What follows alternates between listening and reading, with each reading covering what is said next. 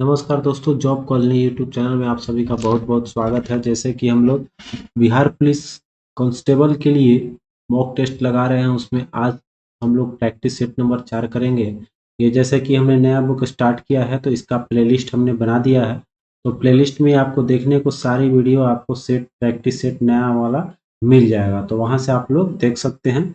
इस सेट का आइए हम लोग देखते हैं। पहला क्वेश्चन पहले स्टार्ट करते हैं। क्वेश्चन बिना समय को गवाए हुए पहला क्वेश्चन ये रहा, कह रहा है कि परमाणु अप्रसार संधि को कब लागू किया गया था। तो अप्रसार संधि जो लागू हुआ था यह 1970 में लागू हुआ था, लेकिन इसका हस्ताक्षर हो गया था 1968 में ही।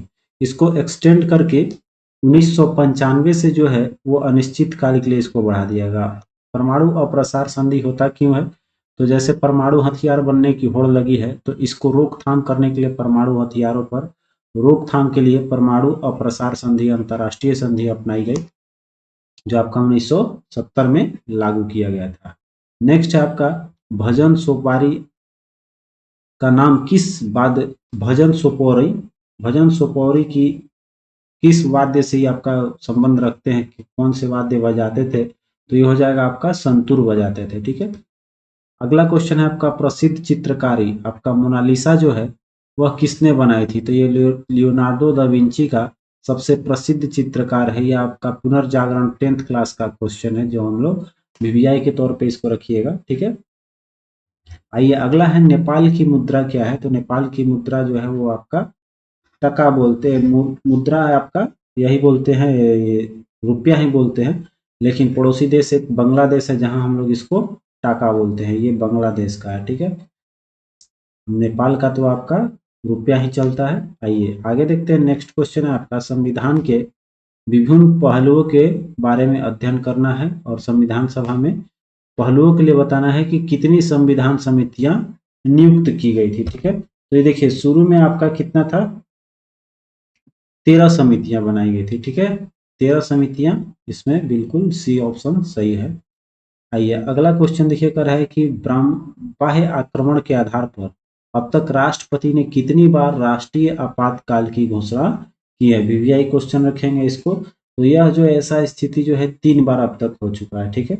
ऐसा स्थिति जो है आपका 3 बार, लेकिन ये जो है आपका ऑप्शन देखेंगे कौन कौन सा है।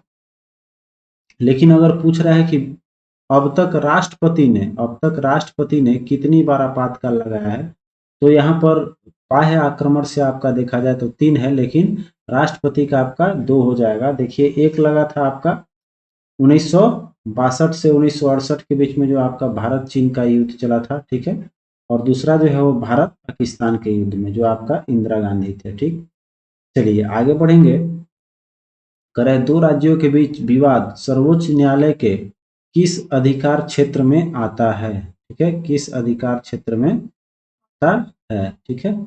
थोड़ा सा इसको आइए देखते हैं, आगे की ओर बढ़ाएंगे इसको। दो राज्यों के बीच विवाद जो है वो सर्वोच्च न्यायालय के किस अधिकार क्षेत्र में आखिर इसको क्यों लाया गया, तो ये एक मौलिक अधिकार के अंतर्गत रखा गया है, जो सर्वोच्च न्यायालय इस पे अपना देख रेख रखती है। इसी के चलते इसको आप दो राज्यों के जहां विवाद होगी उसको सर्वोच्च न्यायालय पूर्वावलोकन कर सकती है। ठीक है। आइए अगला देखिए, कर रहा है कोंकणी, बहुत ही अच्छा क्वेश्चन है। कोंकणी किसका शासकीय भाषा है। तो राजकीय भाषा भी है और शासकीय भाषा भी है। ऑप्शन हो जाएगा आपका गोवा। ठीक है। गोवा इसका सही जवाब है। अगला देखिए, कर है निम्नलिखित लोकसभा अध्यक्षों में से किसका कार्यकाल सबसे अधिक लंबा रहा है। ठीक है। तो ये हो जाएगा आपका बलराज झाखड़ का। ठीक है। बलराज झाखड़ जो है वो सबसे लंबे समय तक लोकसभा अध्यक्ष रहे थे। अगला क्वेश्चन देखिए, कर है वह रीट जो भारत में उच्चतम न्यायालय अथवा सर्वोच्च न्यायालय द्वारा किसी व्यक्ति या सार्वजनिक संस्था को आदेश देती है कि वह अपने कर्तव्य का पालन करे, यह क्या कहलाती है। तो कर्तव्य रिलेटेड जो है वो आपका परमादेश हो जाएगा। ठीक है। परमादेश। आइए अगला देखिए, अध्यादेश जारी करने पर अधिकार राष्ट्रपति का कौन सा अधिकार है। तो जो अध्यादेश जारी करते हैं वह आपका विधायिकी शक्ति है, राष्ट्रपति का विधायी हो जाएगा। नेक्स्ट क्वेश्चन आइए, कर रहा है कि किस खेल में विजेता टीम को रोवर्स कप दिया जाता है, अर्थात बोल सकते हैं कि रोवर्स कप किस खेल से संबंधित है। बहुत बार क्वेश्चन आया है, ये वीवीआई क्वेश्चन रहा है। ठीक है, तो ये आपका फुटबॉल से हो जाएगा। रोवर्स, डूरंड कप और फेडरेशन कप, संतोष ट्रॉफी, ये सब आपका फुटबॉल से रिलेटेड है। आइए अगला है, कह रहा है कि विश्व आयोडीन अल्पता दिवस निम्न में से किस दिन मनाई जाती है। तो ये आपका प्रत्येक साल 21 अक्टूबर को मनाई जाती है। नेक्स्ट क्वेश्चन है, निम्न में से कौन सा सतत विकास लक्ष्य सभी के लिए पानी और स्वच्छता की उपलब्धता और सतत प्रबंधन सुनिश्चित करता है। तो ये आपका SDG 6 है। ठीक है, आइए अगला है, कौशल विकास मंत्रालय द्वारा कुशल श्रम शक्ति के लिए कौन सी निर्देशिका प्रारंभ की गई। सही जवाब हो जाएगा असीम। ठीक है, आइए आगे बढ़ेंगे। क्वेश्चन नंबर 16 देखिए। 16 क्वेश्चन है, निम्नलिखित में से कौन भारत में गरीबी रेखा का निर्धारण करता है।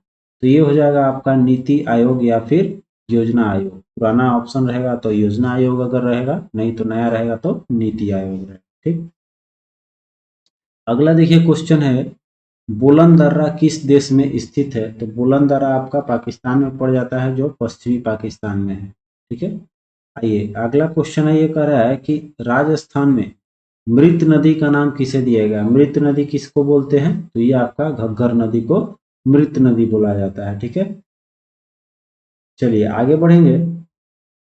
अब देखिए इसको कारण क्या है कि हम लोग इसको बोलते हैं मृत नदी। तो राजस्थान में ये जो है मृत नदी के नाम से घग्गर नदी को जाना जाता है, क्योंकि ये बरसात में ही केवल आपका चलती है।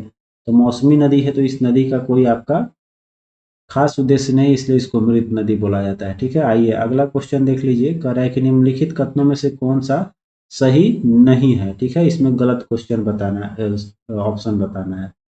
तो कह रहा है एक खाड़ी एक छोर से समुद्र में और दूसरा नदी होता है। बिल्कुल है। कह रहा है खाड़ी पूरी तरह से, देखिए ये गलत क्वेश्चन हो गया, डी ऑप्शन ही आपका गलत है। खाड़ी जो है वो पूरी तरह से घिरा हुआ नहीं रहेगा, किसी न किसी तरफ से आपका जरूर, कम से कम एक तरफ से भू जरूर होगा, अर्थात जमीन जरूर होगा। ठीक है, चलिए अगला क्वेश्चन है, निम्न में से कौन सा भारत का पहला बड़ा लौह एवं इस्पात संयंत्र है। पहला और बड़ा, तो सही जवाब हो जाएगा आपका टिस्को है।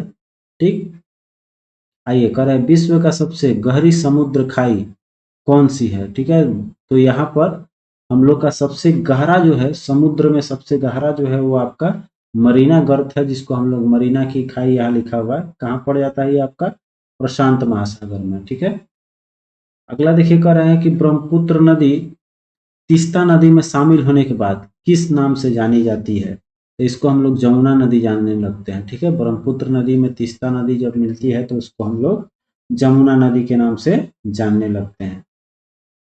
अगला क्वेश्चन है आपका कि रायपुर कहाँ की राजधानी है। तो छत्तीसगढ़ जैसे राज्य राजधानी दे दिया है आपका, छत्तीसगढ़ की राजधानी रायपुर है। नेक्स्ट आपका निम्नलिखित में से क्या असहयोग और खिलाफत आंदोलनों का परिणाम क्या था इसमें। ठीक है, तो ऑप्शन में देखेंगे तो मजदूर वर्ग कई छोटे छोटे और बड़े शहरों में हड़ताल पर चला गया, इसका परिणाम यही निकला। ठीक है, अगला देखिए कर रहा है कि प्रसिद्ध चीनी यात्री वेन सांग किसके शासन काल में आया था। तो आपको ट्रिक बता दे रहे हैं, वेन सांग जब देखेंगे तो ह व संयुक्त लिखेगा, तो इसमें ह जो है आपका हर्षवर्धन है, वेन सांग हमेशा सही जवाब हो जाएगा। ठीक है, आइए अगला क्वेश्चन कर रहा है निम्नलिखित में से कौन सा यहूदी धर्म से संबंधित है। ठीक है, इसमें कौन सा, जैसे त्रिपिटक जो है वो आपका किसका बौद्ध धर्म से रखता है। तो उसी तरह से गुरु ग्रंथ साहिब दिया है, तो ये आपका पंजाब का हो जाएगा। ये उसी तरह से यहूदी धर्म जो है वो कह रहा है आपका कौन सा इसमें हो जाएगा। तो तोरा धर्म से जो तोरा जो है वो आपका यहूदियों का प्रसिद्ध है, बोल सकते हैं कि एक धर्म ग्रंथ है। आइए कह रहा है कि एलिफेंटा की गुफाएं किस शहर में स्थित है। तो एलिफेंटा आपका पड़ जाता है कहाँ, नजदीकी शहर में जाएंगे तो ये आपका, मतलब शहर का बात किया है तो नासिक इसका सही जवाब हो जाएगा। ठीक है, सॉरी नासिक तो सटा है, लेकिन शहर में आपका मुंबई ले लेंगे। ठीक है, शहर आप पूछ रहा है तो शहर आपका ले लेंगे एलिफेंटा गुफा, महाराष्ट्र राज्य के मुंबई शहर में आपका स्थित है। ठीक, अगला क्वेश्चन देखिए कर रहा है कि अशोक को आरंभिक आरंभिक भारत का सर्वप्रसिद्ध शासक माना जा सकता है जिन्होंने वर्तमान में तटीय उड़ीसा पर विजय प्राप्त किया था? तो तटीय उड़ीसा का विजय क्षेत्र कौन था जिसमें आपका अशोक किया था विजय? तो कलिंग युद्ध आप लोगों ने सुना होगा, तो कलिंग इसका सही जवाब हो जाएगा। आइए 29 क्वेश्चन देखिए, 29 नंबर है, भारत में पश्चिम शिक्षा में अंग्रेजी भाषा शुरू करने के लिए वकालत किसने की थी? सही जवाब हो जाएगा आपका राजा राम मोहन राय। अगला है, प्रसिद्ध कृति आनंद मठ के रचयिता कौन है? सही जवाब है आपका बंकिम चंद्र चटर्जी। आइए अगला क्वेश्चन देखिए। अब देखिए यहाँ पर कभी कभी अगर पूछ दे, ठीक है, कि सन्यासी विद्रोह किस मतलब किस ग्रंथ ग्रंथ नहीं बोल सकते हैं, आपका किस उपन्यास से संबंधित है?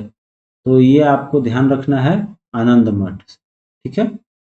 अगला देखिए कराई क्वेश्चन आया हुआ है आपका, तो इस चीज का ध्यान रखना हम लोग को जरूरी बनता है। सिजदा सिजदा और पैबोस किसने लागू किया था? तो ये आपका सिजदा और पैबोस बलबन द्वारा लागू किया गया था। Balban option, Ghiyasuddin Balban option C सही हो जाएगा। अगला है, अंग्रेजों ने 1620 में बिहार में सर्वप्रथम कहाँ अपनी व्यापारिक केंद्र स्थापित किया था? तो सबसे पहले अपना व्यापारिक केंद्र जो है आलमगंज में आपका सबसे पहले स्थापित किया था। बिहार में आपका सबसे पहला स्थान था आलमगंज। अगला क्वेश्चन है, हिंदुस्तान फर्टिलाइजर लिमिटेड के अधीन निम्नलिखित नगरी में से कहाँ उद्योग स्थापित किया गया था? तो हिंदुस्तान फर्टिलाइजर जो है सबसे पहले आपका बरौनी हो जाएगा इसका सही जवाब। अगला देखिए है, महात्मा गांधी पहली बार बिहार में आगमन कब हुआ था? तो 1917 में, आप सभी को पता है। चलिए आगे देखिए, हर्यक वंश का अंतिम शासक कौन था? तो अंतिम शासक हर्यक वंश का नागदशक इसका सही जवाब हो जाएगा। अगला क्वेश्चन है, मगध साम्राज्य का उत्कर्ष किस शासक के अधीन प्रारंभ माना जाता है? तो ये आपका बिंबिसार है। मगध का बिंब जैसे दिया तो वो बिंबिसार याद रखिएगा। भारत का सबसे बड़ा रेलवे पुल जो है अब्दुल बारी पुल बिहार के किस नदी पर है? तो इसके अनुसार अब्दुल बारी जो है वो सोन नदी पर, याद रखिएगा अब्दुल बारी पुल सोन नदी पर स्थित है। अगला है, इंदिरा गांधी स्वर्ण कप का संबंध निम्नलिखित में से किस खेल से है? तो ये आपका अंतर्राष्ट्रीय हॉकी प्रतियोगिता आपका इंदिरा गांधी स्वर्ण कप संबंधित है। अगला क्वेश्चन है आपका कि नागपुर चलो का आह्वान किस अवसर पर किया गया था? ये हुआ था आपका झंडा सत्याग्रह। ठीक है, उसी का है। अगला क्वेश्चन है कि आपका यज्ञीय कर्मकांड का निरीक्षण निम्नलिखित में से किस पुरोहित का कार्य था? तो ये जो आप करते थे वो ब्राह्मण करते थे, आपका ब्रह्म हो जाएगा, ब्रह्म। ठीक है। अगला है, बैडमिंटन में हाल ही में इंडिया ओपन 2024 महिला एकल टाइटल किसने जीता है? ये सब क्वेश्चन इंपॉर्टेंट बनता है। तो ये आपका ताई तजू यिंग जो आपका चीन की थी। ठीक है, आइए बढ़ते हैं, 42 नंबर क्वेश्चन देखेंगे हम लोग। 42 का रहा है कि कादियाल साड़िया किस राज्य से संबंधित है जिसे हाल में जीआई टैग दिया गया है? ठीक है, तो ये आपका पश्चिम बंगाल से संबंधित है। ठीक है, ये क्या है? साड़ी है जिसको हम लोग कादियाल साड़ी बोलते हैं, जिसको जीआई टैग प्रदान किया गया है। कर है, किसे हाल ही में सुप्रीम कोर्ट कानूनी सेवा समिति का अध्यक्ष नियुक्त किया गया है? तो आपके बी आर गवई हो जाएगा इसका। आइए अगला क्वेश्चन देखिए, कर रहा है कि किस भारतीय कंपनी को अमेरिकी स्वास्थ्य नियामक से जेनेरिक दवाओं के लिए मंजूरी मिली है? तो इसमें जो जाइडस कंपनी है वो आपका सही जवाब हो जाएगा। आइए, किण्वन क्या है? तो किण्वन एक प्रकार की क्या है? तो इसमें देखेंगे किण्वन वायु श्वसन है या फिर अव्ययी, अच्छा ये आपका हो जाएगा अवायवीय श्वसन, इसको हम लोग बोलते हैं। एक किण्वन एक रासायनिक प्रक्रिया है जो आपको जोड़ देता है, जिसमें ऑक्सीजन की आवश्यकता नहीं होती है, इसीलिए इसको अवायवीय श्वसन बोला जाता है। अगला क्वेश्चन देखिए 46 का रहा है कि निम्न में से ऑक्सीकरण के समय अधिकतम मात्रा में ऊर्जा उत्पन्न करते हैं? तो ऑक्सीकरण के समय मात्रा जो आपका सबसे ज्यादा मिलता है वो वसा से मिलती है।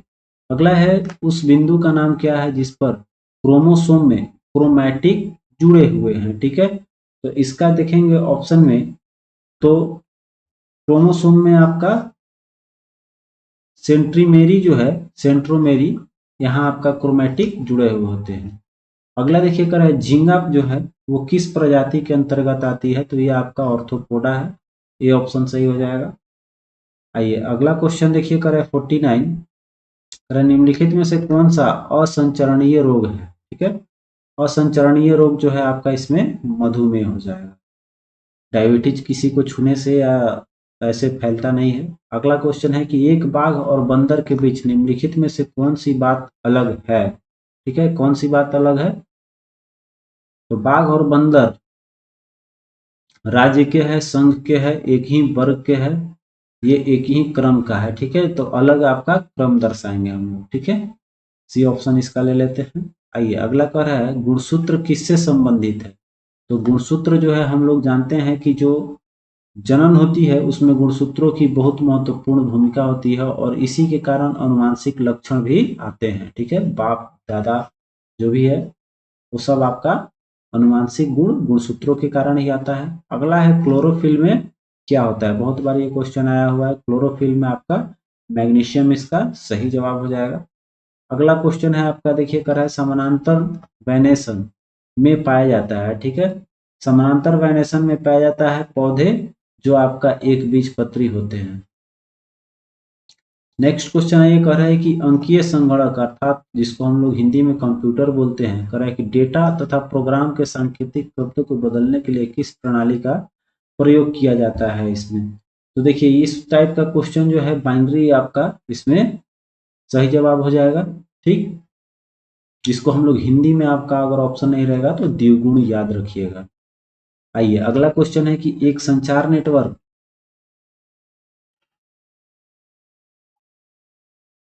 जिसका क्षेत्रीय, राष्ट्रीय और वैश्विक क्षेत्र में बड़े संगठनों द्वारा किया जाता है। तो बड़ा बड़ा जो भी संगठन यूज करते हैं वो आपका बैंड यूज करते हैं, जिसको हम लोग फुल फॉर्म बोलते हैं वाइड एरिया नेटवर्क, ठीक है।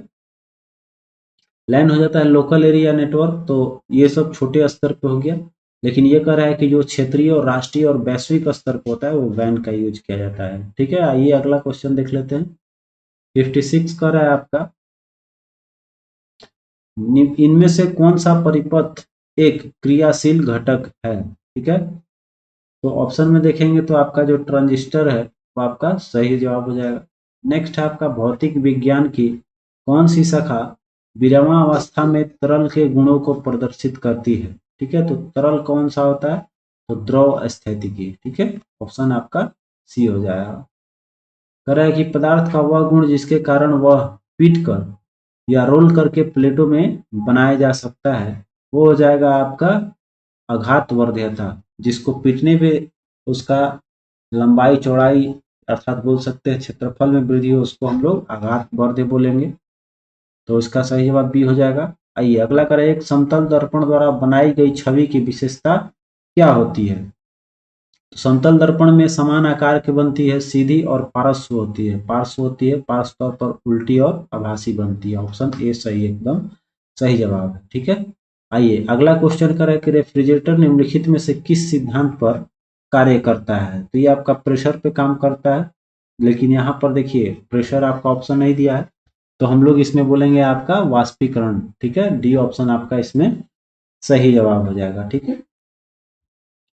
अगला क्वेश्चन देखिए कर रहा है कि ग्लाइडर अपनी उड़ान के लिए निम्नलिखित में से किस ऊर्जा ऊर्जा पर निर्भर होते हैं, ठीक है। तो इसमें कौन सा उड़ते हैं जो हम लोग पैराशूट या ग्लाइडर ग्लाइडिंग जो करते हैं वो आपका कौन ऊर्जा है, एक तरह से पवन का ऊर्जा है, ठीक है। आइए अगला कह रहा है कि बांध में संग्रहित पानी में कौन सी ऊर्जा होती है। तो संग्रहित है मतलब वो स्थिर है, तो इसमें कौन सा पाया जाएगा, स्थितिज ऊर्जा पाई जाएगी।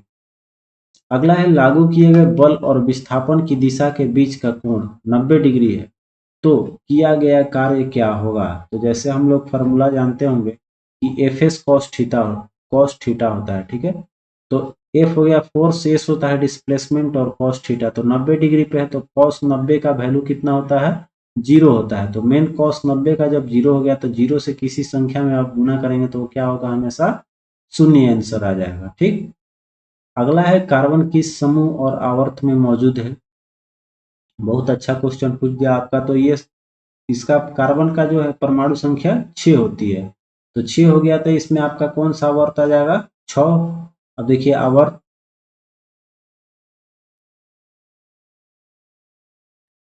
आवर्त इसमें समूह 14, आवर्त इसमें 2 दिया है। ऑप्शन इसको हम लोग यही ले लेते हैं। चलिए आगे बढ़ेंगे। समूह 14 का है तो समूह 14 एक ही में है। ठीक, आइए आगे बढ़ेंगे। जैसे अब यहाँ पर कह रहा है कि कार्बन, हाइड्रोजन और ऑक्सीजन तत्वों को किसने पहचाना। ठीक है, यहाँ पर वैज्ञानिक का नाम पूछ रहा है। कह रहा है कि इन तत्वों को किसने पहचाना और दहन और श्वसन में ऑक्सीजन की भूमिका की खोज करके फ्लोजिस्टोन सिद्धांत का विरोध किया था। ठीक है, तो कौन सा हो जाएगा इसमें? खोज करने वाले जो है लेबोजियर थे, एंटोनी लेबोजियर। आगे देखिए, कर है इक्वारेजिया एक अम्लीय संक्षारक और ऑक्सीडेटिव मिश्रण है जिसमें क्या मात्र केंद्रित हाइड्रोक्लोरिक एसिड की मात्रा और नाइट्रिक एसिड की एक मात्रा होती है, जिसका उपयोग अक्सर सोने और प्लेटिनम को भंग करने के लिए किया जाता है। बहुत अच्छा क्वेश्चन। कभी कभी आप इसको अम्लराज के नाम से भी जाना जाता है, या इक्वारेजिया बोलिए या फिर अम्लराज बोलिए, जिसमें कौन कौन सी पाया जाता है ये क्वेश्चन आ जाता है। तो हाइड्रोक्लोरिक एसिड और नाइट्रिक एसिड। ठीक है, ये दो अम्ल इसमें पाए जाते हैं। तो इसकी अनुपात पूछ रहा है कि अगर हाइड्रोक्लोरिक एक है तो HNO3 आपका क्या पाया जाएगा? तो 1:3 में रहता है ये। ठीक है, तो 1 का हो जाएगा, और नाइट्रिक पूछ रहा है तो आपका 3 हो जाएगा। ठीक, चलिए आगे बढ़िए। कर है कि किस धातु के कण 357 डिग्री सी के क्वथनांक तक गर्म करने पर द्रव अवस्था में चले जाते हैं। ठीक है, तो ये हो जाएगा आपका सही जवाब, पारा। अगला है सोडियम पेरोक्साइड के एक अणु में कितने सोडियम परमाणु होते हैं? ये देखिए, सब 9th क्लास का पूरा क्वेश्चन भरा हुआ है जो आपको इंटर में भी पढ़ना था। तो देखिए, सोडियम पेरोक्साइड का पहले फॉर्मूला आपको पता होना चाहिए। तो Na2O2 होता है ये आपका सोडियम पेरोक्साइड का फॉर्मूला। अब इसमें सोडियम के कितना परमाणु है? तो सोडियम ये हो गया, तो इसके 2 परमाणु हैं। ऑप्शन बी जो है आपका सही जवाब हो जाएगा। अगला देखिए, कर है डिकेन में कितने हाइड्रोजन परमाणु होते हैं? ठीक है, अब देखिए डिकेन मतलब क्या होता है? 10। तो हम लोग जैसे मीथेन, इथेन, प्रोपेन, उसी तरह से डिकेन आ जाता है आपका। तो 10 वाला को डिकेन बोलते हैं, और H2++ 22 हो गया। तो इसमें पूछ रहा है हाइड्रोजन परमाणु के कितना है। तो ऊपर हमने बताया कि नीचे वाला ये परमाणु होता है, तो हाइड्रोजन का कितना है इसमें? 22।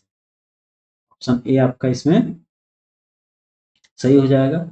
अब आइए 70 नंबर क्वेश्चन देखते हैं। कह रहा है कि अल्फा कणों के बारे में निम्नलिखित में से कौन सी बात असत्य है?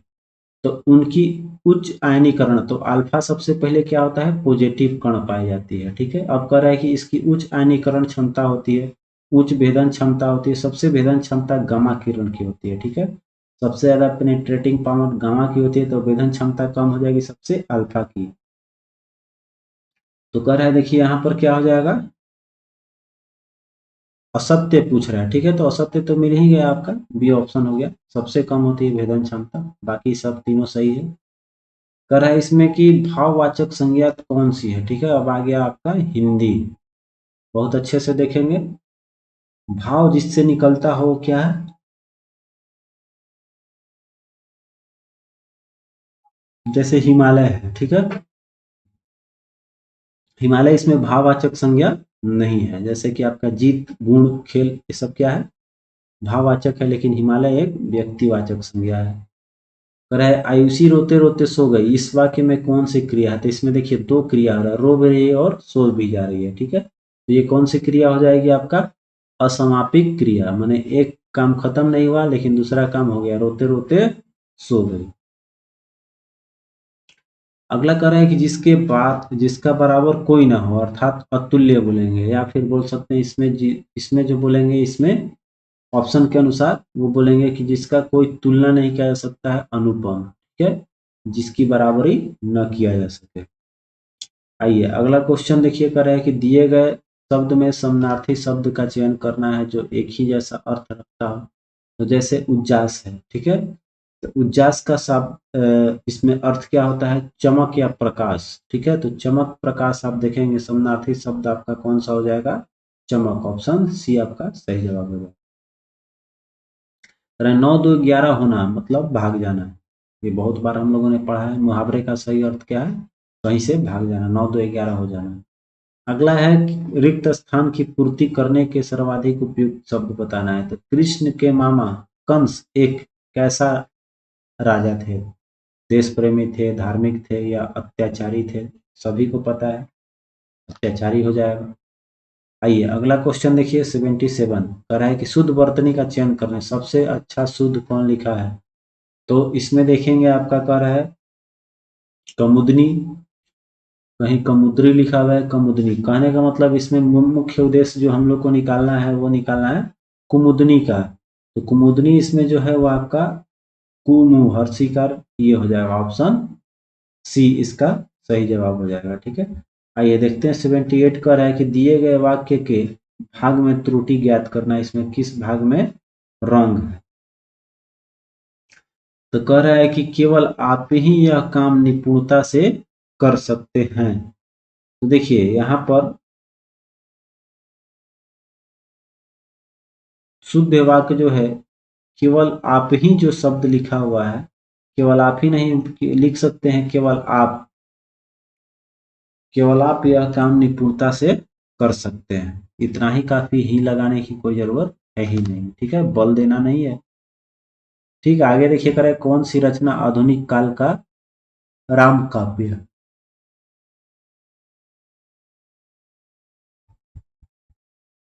इसमें राम काव्य कौन सा हो जाएगा? साकेत जो है वो आपका राम काव्य है। अब इंग्लिश की बारी आती है। 80 का रहा है कि पिक आउट द मोस्ट। इसमें बताना है सबसे जो है इस सेंटेंस को, जैसे हिंदी वाला था कि अर्थपूर्वक बना दे, उसी तरह से इसी में कर can you tell the difference?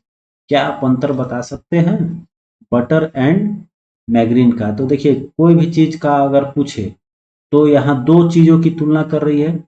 तो जब भी डिफरेंस पूछे दो चीज में, तो यहाँ पर आपको ध्यान देना है बिटवीन यूज करना है। ठीक है, और अगर दो से अधिक हो गया तो वहां तुलनात्मक में एमोंग होता है। ठीक, तो ऑप्शन क्या हो जाएगा सही? बिटवीन। दो चीज है। चलिए आगे बढ़ते हैं। नेक्स्ट क्वेश्चन है कह रहा है इसमें कि in the tragic incident, incident मतलब एक जो हम लोग बोल सकते हैं आपदा की घटना जो है, नन ऑफ 145 पैसेंजर, एक आपदा घट गई है जिसमें आपका 145 पैसेंजर का क्या हुआ? ठीक है, नन ऑफ द 145 और 145 में क्या नहीं कर पाए? तो भाई कुड सर्वाइव मतलब कर सकते थे, ये तो होगा नहीं। सर्वाइव कर लेगा तो वो घटना होगा नहीं। तो कहने का मतलब कि घटना जो हो गई तो उसके लिए हम लोग कौन सा यूज करेंगे? इसमें ले लेंगे ऑप्शन सर्वाइव्ड। ठीक है, नॉन ऑफ मतलब कि कोई भी सर्वाइव नहीं कर पाया, सब मर गए। ठीक है, तब उसको हम बोलेंगे कि ट्रेजिक इंसिडेंट हो, बहुत भयानक घटना हुई। ठीक, आइए अगला देखिए कर रहा है कि साइनोनिम्स चूज करना है। हरास, इसी हरास से आपका बना है हरासमेंट, तो ये आपका रूट वर्ड है हरास। तो हरास में देखिए आपका कौन सा हो जाएगा? मोलेस्ट, उसका मतलब दोहन हो जाएगा। ठीक, आइए अगला कह रहा है इसमें बताना है आपका जो अंडरलाइन किया हुआ है इसमें एडियम फ्रेज का अर्थ बताना है। तो कह रहा है the lower closing agreement where full of red hearing. तो यहाँ पर कहना है कि बहुत ही रेड हियरिंग मतलब का अर्थ क्या हुआ कि इसमें जो है बहुत मुश्किल से इसका समाधान हुआ या फिर क्लू निकला। ठीक है, तो देखते हैं ऑप्शन में आपका, तो क्लूज इंटीडेंटेड एंड डिस्ट्रैक्ट और मिसलीड, इसमें बहुत मुश्किल से हुआ या फिर नहीं निकला, उस तरह की कहानी अगर हो तो उसको हम लोग रेड हियरिंग बोलेंगे। ठीक, अगला देखिए कर है change the flowing sentence active से पैसिव इसमें बनाना है। अगर पैसिव है तो उसको एक्टिव कर देना है, एक्टिव है तो पैसिव कर देना है। ठीक है, तो यहाँ पर देखिए कह रहा है कि the gardener has mow the lawn. तो इसमें क्या हो जाएगा? The lawn was mowed by the gardener. या इसमें देखेंगे तो अब हैज हैव का कहानी हो गया। ठीक है, तो यहाँ पर हैज, हैज को किस में कन्वर्ट किया जाता है? सिंपल सी बात है, तो आप लोग इसको कन्वर्ट कर लेंगे हैज बीन में, ठीक है, हैज का हैज बीन हो जाएगा, ऑप्शन बी में हैज बीन। चलिए आगे देखते हैं। 85 का है श्याम, श्याम हर दिन 2 किलोमीटर की रेस लगाता है, इसको ट्रांसलेट करना है आपका इंग्लिश में, ठीक है। तो श्याम प्रतिदिन 2 किलोमीटर की रेस लगाता है, इसका सही कौन सा सेंटेंस बन रहा है, तो ये जाएगा ऑप्शन सी, रेस लगाता है, मतलब एस या ई एस का यूज किया हुआ है, ठीक। श्याम वॉक्स 2 किलोमीटर एवरी डे। अगला क्वेश्चन देखिए, 86 नंबर का रहा है कि दिए गए नमूनों को ध्यानपूर्वक अध्ययन करिए और उसमें प्रश्नवाचक चिन्ह को बताना है कि यहाँ पर क्या फुलफिल कर सकते हैं। तो देखिए यहाँ पर क्या है, 11, फिर आ रहा है 13, फिर आ रहा है 17, मतलब 2 बढ़ा 4 बढ़ा। उसी तरह से इसमें 2 बढ़ रहा है, इसमें 4 बढ़ रहा है, इसमें भी देखिए 2 बढ़ा, तो इसमें 91 और 4 95 वाला, 195 आपका सही जवाब हो जाएगा, ठीक। बहुत आसान थी। अगला क्वेश्चन देखिए, CAFD ये क्या है, 3 से 1, ये है 6 से 4, दो दो का अंतर है 1 3, ठीक। तो जिस पे खत्म हो रहा है उसको 4 कर देना है। उसी तरह से G7 हो जाएगा, ये 9 है, तो 9 के बाद क्या होता है 10, तो यहाँ पर देखिए आपका 10 यहाँ हो जाएगा। उसी तरह से देखिए अब यहाँ पर 6 के खत्म हो रहा है अधिकतम, तो 7 हो रहा है, 7 के बाद यहाँ P है, तो P के बाद क्या हो जाएगा, इसमें R आ रहा है, तो R के बाद इसमें देख लीजिए कौन सा चालू करेंगे, तो +1 करके स्टार्ट करना है। उसी तरह से इसमें देख लेंगे तो कौन सा हो जाएगा आपका इसमें, US X, US X, option B जो है वो आपका सही जवाब, ठीक। चलिए आगे देखते हैं, कर रहे हैं कि BP का पति है, देखिए ये आ गया आपका रिलेशनशिप, BP का पति है, QE का इकलौता पुत्र है, जो कि D की पत्नी है, तो P की सास, तो B और D का संबंध निकालना है, ये इधर से ही निकल जाएगा। तो इसमें सास है, तो B और D क्या है, तो पुत्र हो जाएगा, ठीक। अगला देखिए, कह रहा है कि संध्या और रमानी पूर्व दिशा की ओर देख रही थी, संध्या 45 डिग्री बायां बायां घूम गई और 135 डिग्री दक्षिणावर्त मतलब दहिना घूम गई, ठीक है। तो बायां से दहिना मतलब माइनस हो जाएगा, तो 90 डिग्री हो जाएगा। संध्या के विपरीत सम्मुख होने पर, फिर कह रहा है कि संध्या के विपरीत सम्मुख होने पर रोमनी को कितना घूमना पड़ेगा, तो जब 90 यहाँ पर 90 डिग्री घूम गई है, तो 180 डिग्री घूमेगी, 90 डिग्री और सामना सामनी होना है, तो 90 डिग्री जब तक और नहीं घूमेगी तो सामने सामनी कैसे होगी, क्योंकि 90 पे आ गई है, तो 90 डिग्री आपका ऑप्शन जो है वो वामवर्त सही जवाब। अगला देखिए, कर है कि ट्विंकल को इस तरह से लिखा जाता है, तो फिल्टर्स को क्या लिखा जाएगा, तो टी को क्या बन रहा है, तो टी में -1 एस, उसी तरह से भी का डब्लू, एच का आई, सब में एक एक करना है। तो कह रहा है कि फिल्टर को उसी कोड भाषा में कैसे लिखा जाएगा, तो एक कम कर लीजिए सब में, तो एफ का ई हो जाएगा, आई का एच हो जाएगा, तो ई एच। फिर आगे देखते हैं, इधर से देख लेते हैं बीच में कहीं, ई के बदले डी, डी भी लिखा हुआ है, टी के बदले, तो टी से पहले एस आएगा, इसमें यू लिखा हुआ है, ऑप्शन 90 का एस सही हो जाएगा, ठीक। आगे देखिए, कर है कि दो बेलनों की त्रिज्याओं का अनुपात 2:3 है, उसकी ऊंचाई का 5:3 है, तो आयतनों का अनुपात, तो बेलन का आयतन क्या होता है, पाई आर स्क्वायर एच। अब देखिए आर कितना है, तो 2 है, तो 2 का स्क्वायर करेंगे तो 4, और 3 का स्क्वायर करेंगे तो 9 हो गया, गुणा हाइट का कितना है, तो ऊंचाई का अनुपात है 5:3, अब इसको करेंगे कितना हो जाएगा, पंचों के 20, ये हो जाएगा नीचे 9 या 27, ऑप्शन बी आपका सही जवाब हो जाएगा, ठीक है। 92 देखिए, 92 कह रहा है कि शब्द ऑफिसेज में अक्षरों को अलग अलग कितने तरीकों से सजाया जा सकता है, तो ये आपका परम्यूटेशन कॉम्बिनेशन का क्वेश्चन है, इसको हमने बताया हुआ है। कितना टोटल वर्ड है, तो वो यहाँ पर 3 4 5 6 7, फैक्टोरियल 7 ले लेंगे और नीचे कर लेंगे फैक्टोरियल 2, तो 7 को फैक्टोरियल तोड़ने के लिए घटाते चलेंगे, 7 6 5 4 3 2 तक। उसी तरह से नीचे 2 है, तो 2 1 1, तो 2 से 2 तो कट गया, अब इसको गुना कर लीजिए, पंचों के 20, 2 हो गया, 2 तिया 6, 6 के 36, 6 36 सत्ते आपका 36 सत्ते हो जाएगा, 6 सत्ते 42 और 3 21 3 24 1 25। आपका ऑप्शन ए जो है बिल्कुल सही जवाब होगा।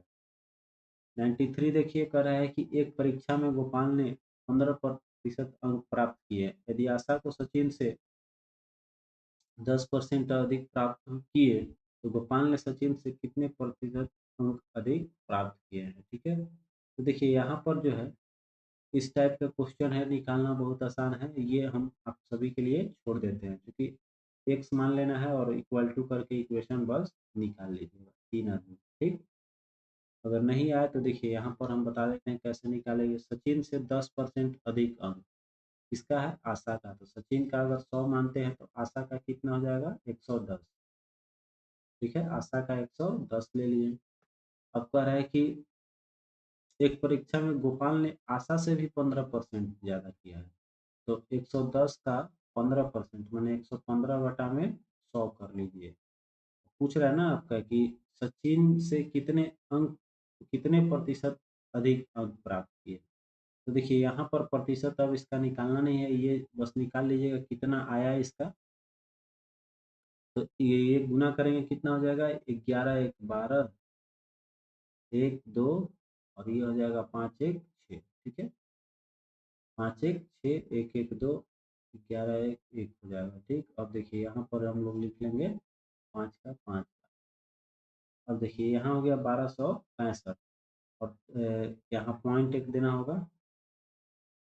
अब देखिए यहाँ पर क्या करेंगे हम लोग, तो क्योंकि एक जीरो से एक जीरो कट गया है तो एक ही जीरो नीचे है तो एक पॉइंट दिए थे, तो 26 में से कितना 110, मतलब 26.5% जो है इसका, ये घटाएंगे ना फिर इसमें 100 का सचिन से तुलना करना है, तो ये आ जाइए हम लोग का 25 एक 26.5 ये आया है। ठीक, चलिए अगला क्वेश्चन देखिए कर है कि एक व्यक्ति ए और बी तक एक समान गति से 36 किलोमीटर, फिर बी से वापस आता है 45 किलोमीटर। इसको कुछ नहीं करना है, अगर उसी दूरी पे जाइए और उसी दूरी से लौट के आ जाइए तो दोनों को एक बार जोड़ लेना है और उसका गुना करके और भाग दे देना है, वही आंसर आपका आ जाएगा। ठीक है, जैसे 36 गुने 45 और इसको कर लीजिएगा इंटू 2 होता है, ये देख लीजिए 36 45 कितना हो जाएगा आपका, तो 6 5 11 4 3 7 1 8। अब इसको करेंगे तो 9 9 81 9 पचे 45 और ये हो जाएगा चौके 36, तो पंचों के 20 और बताया कि 2 से गुना करना है, 20 दूनी का 40। ऑप्शन ए जो है आपका सही जवाब। ठीक है, आइए आते हैं 95 क्वेश्चन, आ गया ट्रिगो का क्वेश्चन है ये। ठीक, आइए देखते हैं ट्रिगो का क्वेश्चन।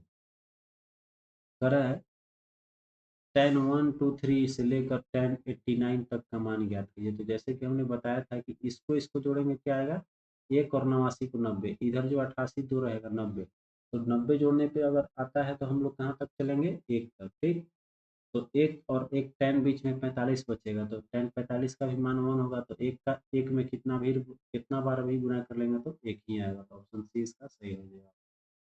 अभी करें 1 से 60 तक सभी संख्याओं का योग निम्नलिखित में से किससे विभाजित होगा, ये आपको निकालना है। तो जैसे कि आप सभी को पता होगा कि जो आपका संख्या होती है उसका योग क्या होता है, प्राकृत संख्याओं का योग n इंटू एन प्लस 1 बटा में 2 होता है, यही फॉर्मूला है।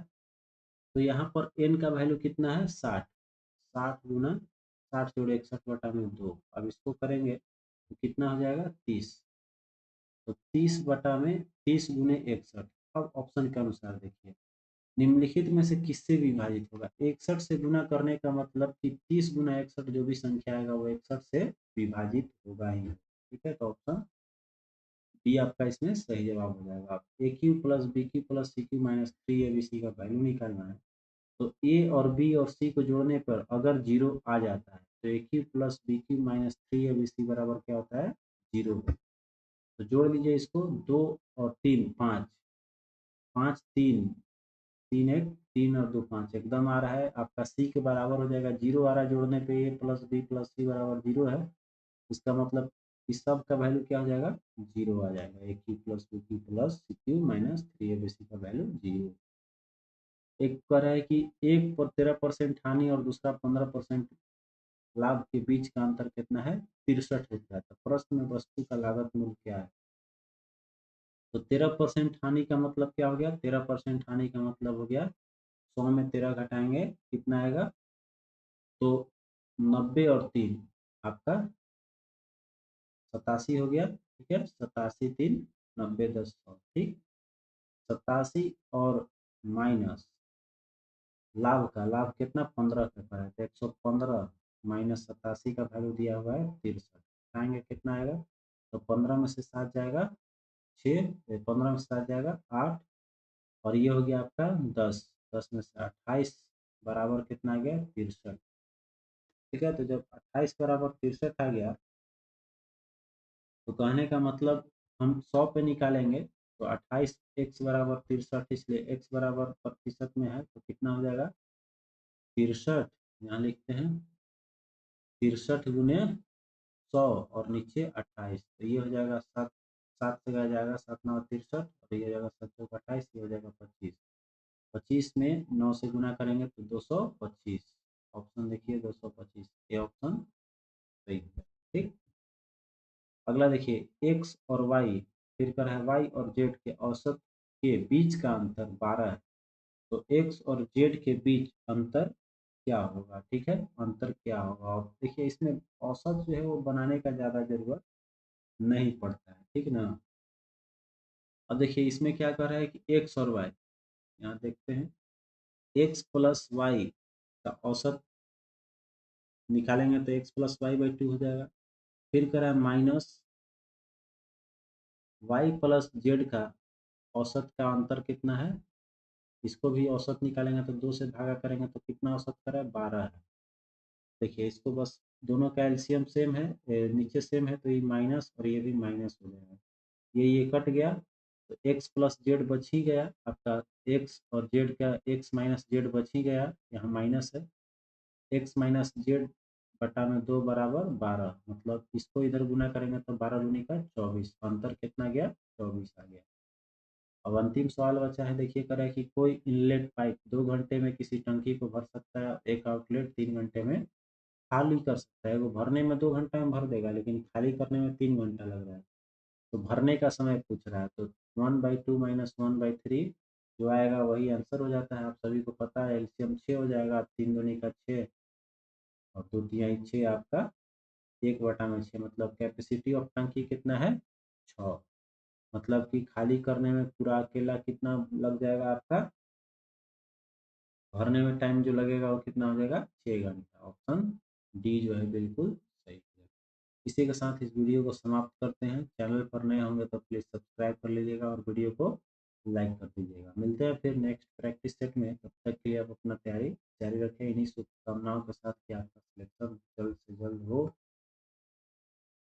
इस वीडियो को समाप्त किया जाता है। जय हिंद।